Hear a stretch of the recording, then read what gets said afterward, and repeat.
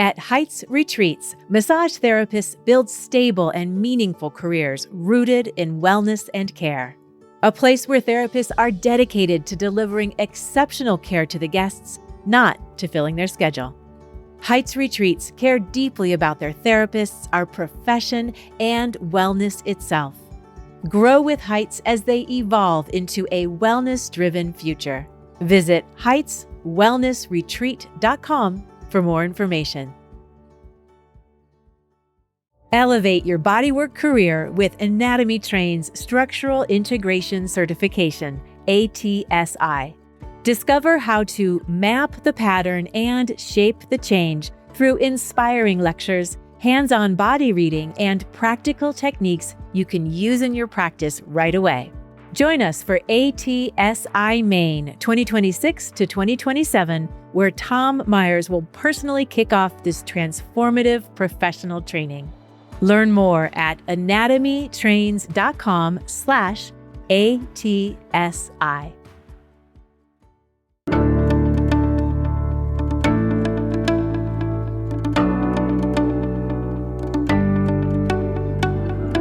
Hello, everyone. This is Whitney Lowe, and welcome to the ABMP Podcast. In today's episode, I want to be a bit reflective and also maybe get a little bit personal with you. So let me start with the question. Have you ever reached the end of a long work day, hands tired, body sore, brain overloaded, and thought, man, I love this work. Why do I feel so drained right now? I've been there, I promise, more than once. A number of years ago, actually this was several decades ago, I was in a place where my schedule was full. I was being seriously challenged in my clinical work. I was working with fascinating cases in an orthopedic clinic, and I was pushing myself to be a better educator with my students. From the outside, everything looked really successful, but inside, I was overwhelmed. I was busy, really busy, and I realized something uncomfortable. I was doing a lot of meaningful work, but I felt I'd lost my compass as to why I was working so hard at this. I was feeling the early edges of burnout I felt. So I did something that felt a little dramatic at the time. I sat down and I asked myself a question about what the real meaning was behind all these things that I was doing. And that led me to writing down a personal mission statement. Not a cheesy business mission statement, not marketing copy, but a statement of my personal mission of why I was doing this work. A clear directive about what it was, what it meant to me, and why was I doing the things that I was doing. And what I landed on was this. My primary mission is to help heal pain in the world, and massage therapy is the vehicle through which I do that. Now, that single sentence changed how I worked in immeasurable ways. It didn't make my days shorter. It didn't magically eliminate stress, but it gave me a compass. It became a filter for every decision I made, which clients I said yes to, how I structured sessions, where I invested my energy, and just as importantly, where I didn't. So when I get to those days where things were just overwhelming, I could find that calm, and this still happens today, and just ask, why am I doing all this? Oh, yeah, right. I'm trying to heal pain in the world. Okay, so let's get back to it. Today, we're going to talk about how you can find that same clarity. We'll look at why mission matters for your longevity, what a mission actually looks like, and how to use it as a tool in your treatment room starting tomorrow. Massage therapy is a deeply rewarding career, but let's be honest, it's incredibly demanding. We aren't just doing physical labor. We're managing a complex intersection of factors every single day. We have the physical strain of our work, especially if you're dealing with more complex type of pain conditions or something like that, where you have to be thinking a great deal and dealing with people's pain conditions or emotions. That can be pretty demanding. So we're using our bodies as tools for our work. Emotional labor. We often discount the importance of this, but we're holding space for people who are often in a state of distress or chronic suffering. Now, that may not be as much true if you're dealing with primarily relaxation clients, but that's a different type of stress that you're dealing with because they may be waiting weeks or months for that one day when they come in to see you, and they put a lot of emphasis on that place in their life in being with you. That puts a lot of pressure on you in those situations. That's some of the challenges that you deal with in the client expectations. We also have sometimes the pressure of them feeling like we need to fix things for them. Maybe they come to us in pain and they really are assuming you're going to be able to fix it. You're going to be able to help them get out of pain. There's also that degree of financial uncertainty and sometimes even blurred boundaries. This is the struggle to say no to that late night appointment because you need the income, or you feel guilty for leaving someone in pain who says they just got to come in to see you. I remember talking to a colleague of mine one time who said he had gotten to a place where a client was showing up at his house asking him to come do work for them at the clinic because he needed them so badly. Those are boundaries and challenges that you got to make sure you set for yourself so that you don't get overwhelmed and that you don't get abused. Many therapists don't really burn out because they don't care. They burn out because they care so much. This is something that is commonly referred to as compassion fatigue. And when your mission isn't clear, you become a yes person. You say yes to that client who drains your energy. You work with clients who don't really fit your skill set. You absorb emotional weight that was never meant to be yours to carry. And this can happen without you really being aware of it so many times. So this is why calling your attention to these things and watching for them is so valuable to keep yourself healthy in the work that you're doing. And remember, burnout isn't always about exhaustion. Sometimes it's meaning erosion. That means it's the feeling that you're just maybe rubbing muscles without a real destination. A personal mission anchors that meaning. It reminds you, this is why I'm here. This is how I help. And critically, this is where my responsibility ends, or these are my boundaries, and I'm going to stick to them. Now, when people hear the phrase mission statement, they often think of corporate jargon, those framed posters in hotel lobbies that talk about synergy and excellence and all kinds of words like that. That's not what we're doing here. This is a personal mission, and a personal mission has three component parts. It's a short statement of purpose. It's also a decision-making compass, and it's a reminder of what really matters to you most on your most difficult days. It's not a marketing slogan. You don't ever have to put this on your business card, your posters, or post it on social media anywhere. This is more something that is going to guide you as your individual personal compass. You may remember that great scene in the movie Jerry Maguire where he stays up all night writing a personal mission statement, pages and pages of it, and he's swearing, he's inspired, he's vulnerable, and then he publishes it and distributes it to all of his colleagues, and then it costs him his job. Now, I'm certainly not suggesting that you send out a midnight manifesto to your employer or maybe even your peers in the clinic room, but that scene resonates with us because clarity has consequences. When you know what you stand for, it changes what you're willing to tolerate, and it changes how you see your time and what you do with it. Your mission doesn't have to be dramatic or cinematic. It just has to be true and true for you. Don't make this something that has to be, approved by other people or something that you think other people need to give you credit or kudos for. It's really just for you and your personal mission and your personal directions. So now let's try to get practical with this just a little bit. How do you actually write a personal mission? A strong personal mission usually answers three specific questions. Who do I serve? And remember, this is not everyone. This could be the same thing as a niche market that you serve with your massage practice, but it could also be maybe a particular group of people that you haven't really been able to tap into yet. Maybe you feel like you really want to work with professional tennis athletes, but you haven't found a way in there yet. That could be part of your mission, finding a way to connect with those individuals that really drive your desire to want to do the things that you want to do. Maybe you love doing relaxation massage and you just want to help people unwind and relax. Whatever it is, think about that and know that whoever it is that you want to serve It's perfectly okay, but you're going to do a much better job when you work towards meeting those people, connecting with them, and getting them to be a part of your practice.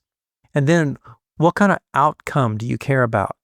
What is the sort of main goal of the things that you're doing? Is it, again, general relaxation with people? Is it just getting them to take stress off of their life? Just having an hour in their day once a month or once every couple of weeks that they know they don't have to think about anything. They can just let go and you take care of them. Or maybe your work is about pain relief. Maybe it's really, like for me, my sort of mission and focus is on helping to relieve people in pain. This is a big responsibility, but if that's something that really drives you, and for me, I love that part of it. I love that idea of thinking that when I go to work in a clinic room, I can change people's life and help them get out of pain just because of what I do with my hands and how I interact with them.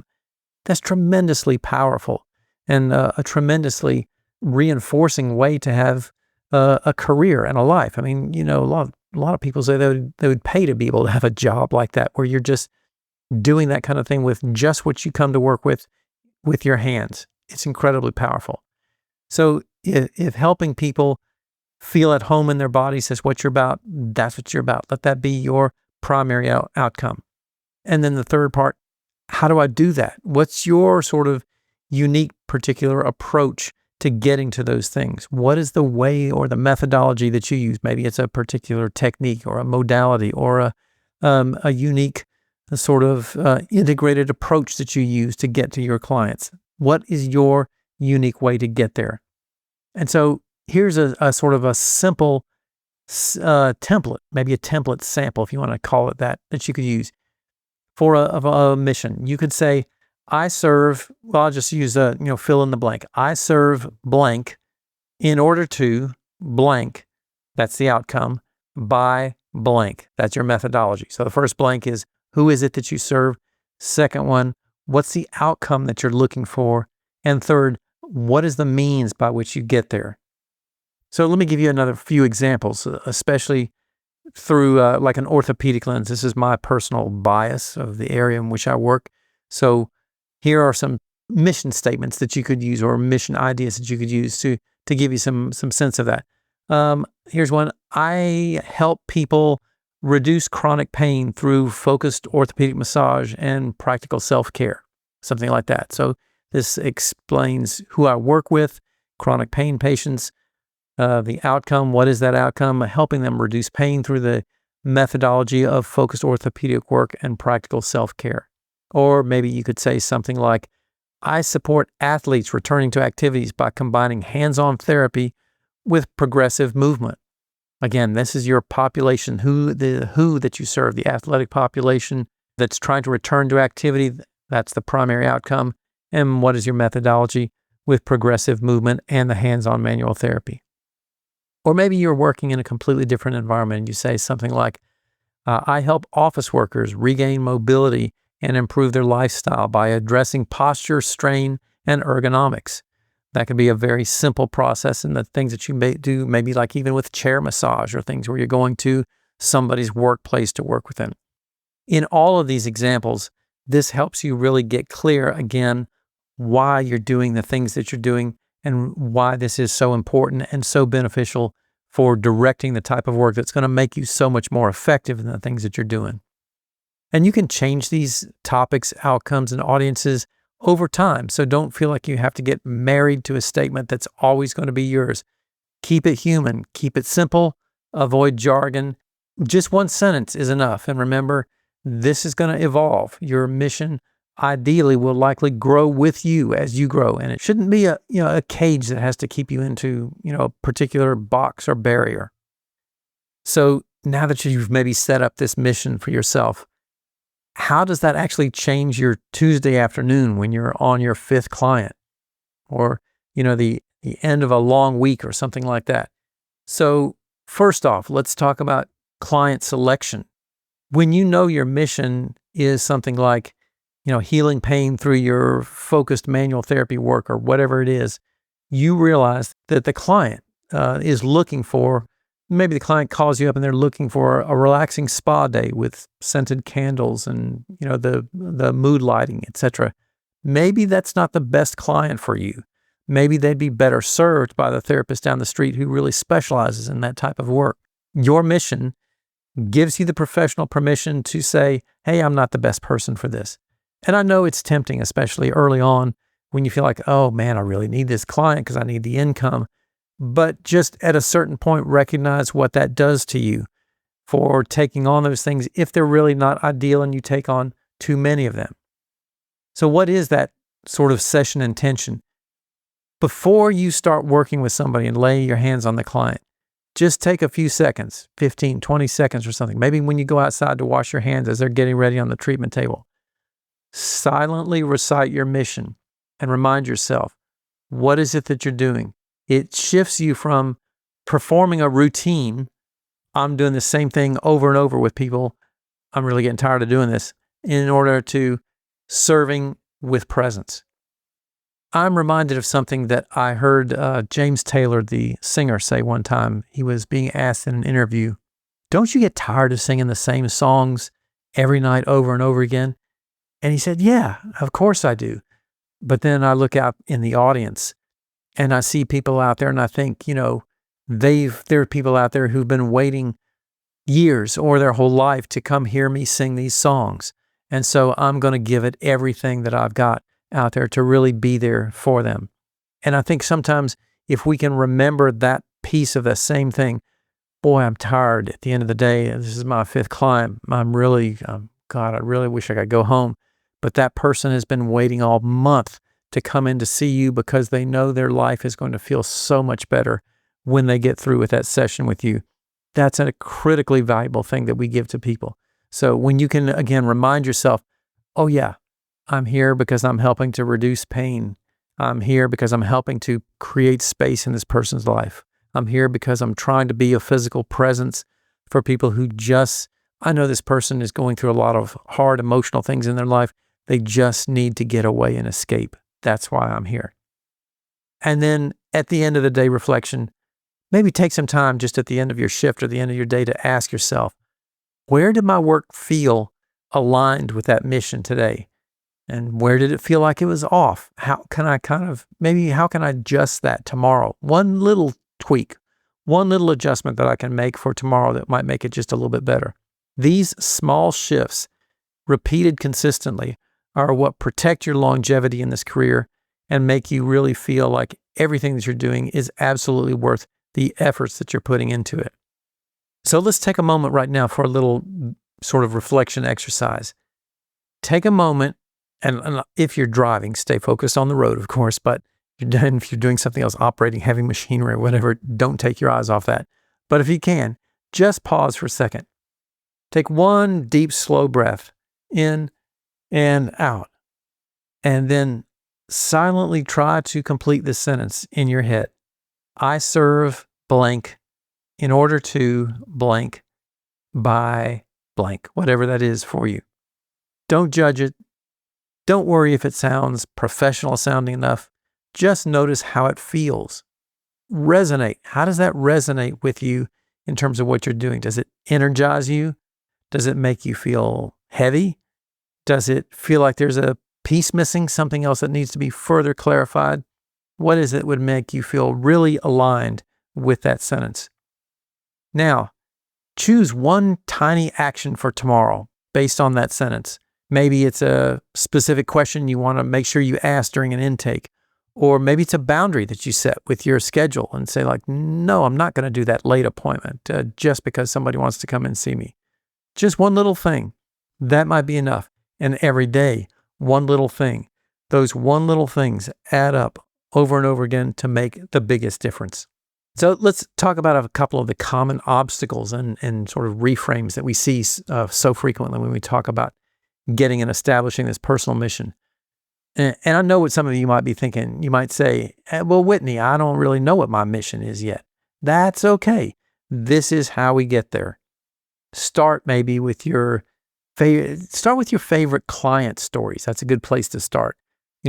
Think about the people who you've really enjoyed working with. What was it in those sessions that just really turned that key for you and made you feel valuable. I remember for me, a long time ago, and this was in the clinic, when I was working with a client who had really severe carpal tunnel syndrome, and I was still relatively new to learning about various different pain and injury problems.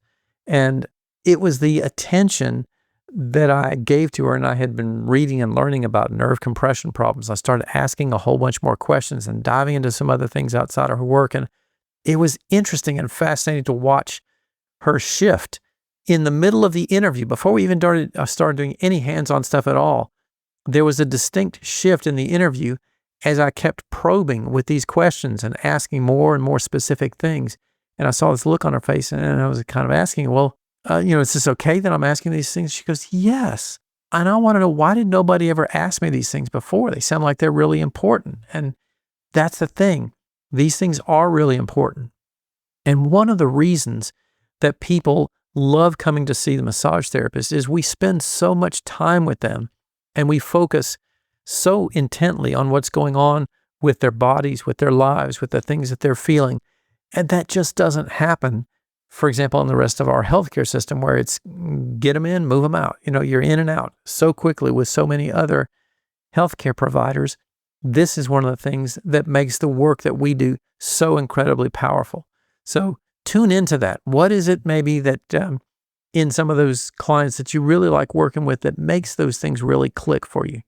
And then, note that, another challenge, you might say, I mentioned this earlier, like when you are faced with that person that calls up and they want to come in late after your day is over, and you say like, oh man, but I really need the income because I'm just getting going, and this person doesn't really align with me, but I really need this client. There's a couple of things here. There's a cost to that. There's a cost in that it's a cost to you personally by letting that person go over your boundaries of something that you don't feel comfortable doing. But there's also a cost in that relationship with that client, because it's a good likelihood that they'll pick up you're not really there because you want to be there. You're there because you thought, oh, I really need this client to do this kind of thing. And that's not the best way for us to serve people. The best way to serve people is recognizing, oh, there's a great value. I'm really the ideal person for you to see right now doing this. I'm going to be here fully for you. And the more you can connect with that vision of why you do the things that you do, that's really powerful. So it's really about leaning toward the work that sustains you personally, sustains you and gives you that kind of sense of, I really like doing this because I'd even do this for a whole lot less money because I really love doing massage so much. Now, well, of course, you don't want to do this for a whole lot less money because we got to make a living. But that's, there's not many people that I know of that get into this profession because they want to make a whole lot of money, because it's not the most lucrative profession, but it's something where you get a tremendous personal reward out of your work. The idea, again, that you go to work, the things that you do with your hands changes people's lives. That's incredibly powerful. And just remember that, if you feel guilty saying no, remember that saying no to what doesn't fit, it really protects your ability to say yes to the people who truly do need you and who are truly going to be the best fit for you as well. So now, keep in mind, what we do with massage therapy, we do deeply meaningful work. We're one of the few professions that still uses the power of human touch to facilitate healing. And I know for me personally that I have a tendency sometimes to take that for granted and sort of forget about it and just get into that whole idea of, working on somebody with this idea of like, I'm doing this work, working on my clients, as opposed to maybe more of that idea of working with another human to achieve an outcome that we have so much potential to make change with those individuals. When you recognize that we have the capability to do this tremendously meaningful work, not only for our clients, but also for us. And the more we can align that personal mission with our work, and keep in mind, this doesn't make you unable to venture outside of these guidelines that you might set up in your personal mission. It just means you'll focus the majority of your attention on that. It makes you more resilient.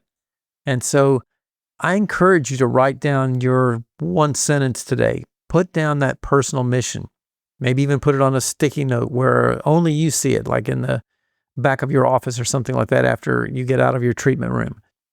Test that personal mission this week. See what it feels like to have a mission. And again, just maybe like an affirmation, you sort of repeat that mission over and over again right before you go in to see each client. Remember, this is why you're doing the things that you're doing. This is why I'm doing this, because it has a direction. It's part of the compass that guides me and is going to take me into the destination that I really want to get to with my professional life and my personal work with these individuals.